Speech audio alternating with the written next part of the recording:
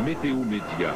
De la météo exclusive, 24 heures sur 24. Le 1er septembre 1988, Météo Média de Weather Network, un réseau national de télévision par câble, commençait donc à diffuser des informations météorologiques 24 heures sur 24, 7 jours sur 7, en français ou en anglais, selon la position assignée par le câblo-distributeur. Entre autres, Météo Média présentait les prévisions locales tous les 5 minutes et transmettait les alertes météorologiques d'Environnement Canada. De la météo présentée soit par des présentateurs en direct dans les studios virtuels de Montréal, soit par des images alphanumériques illustrées de graphiques et d'icônes. Le vocabulaire était simple, accessible et cohérent. Bref, une météo détaillée et à la portée de tous. Comprenez dès lors que Météo Média n'était pas un réseau de télévision conventionnel. D'abord, la diffusion des deux réseaux, français et anglais, se partageant un même lien satellite, était une première mondiale. Pour des raisons de business, ou autrement dit d'argent, de rentabilité. Il avait été dit qu'on n'utilisait qu'un seul transpondeur satellite qui coûtait presque 2 millions par année à ce moment-là, pour faire anglais et français. Donc ça sous-entend, pendant que tu fais le français en ondes, il faut que les Anglais ne voient pas ça. Donc tu utilises la boîte locale, tu caches tout et tu switches l'audio, tu changes l'audio.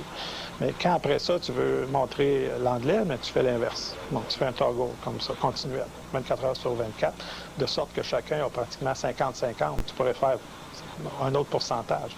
Mais le fait de faire ça sur un seul transpondeur, alimenter un pays en langue anglaise, française, à ma connaissance, il n'y a personne d'autre dans le monde qui l'ont fait.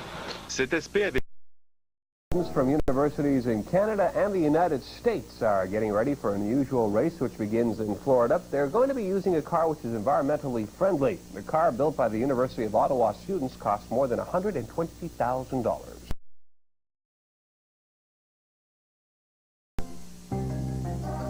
Stay tuned for an exclusive satellite forecast covering the next 12 hours from Canada's Weather Network. Our satellite image for the past 6 hours shows a disturbance moving into British Columbia, which will be producing clouds for most regions tonight. A few clouds will linger for Regina, but for the rest of the prairies, it will be clear. Report. À l'aide de la carte satellite exclusive à Météo Média, voici maintenant les prévisions pour les 12 prochaines heures. Une autre perturbation ennuagée les maritimes cet après-midi, sauf au nord du Nouveau-Brunswick, où on attend quelques centimètres de neige. Cette dépression ne donnera que quelques averses de neige. Le ciel se dégagera à nouveau lundi à l'approche d'une crête de haute pression. Saint-Jean-Terre-Neuve, quelques nuages ce soir. Charlottetown, Halifax et Fredericton, averses de neige ce soir, minimum variant entre -6 et -8.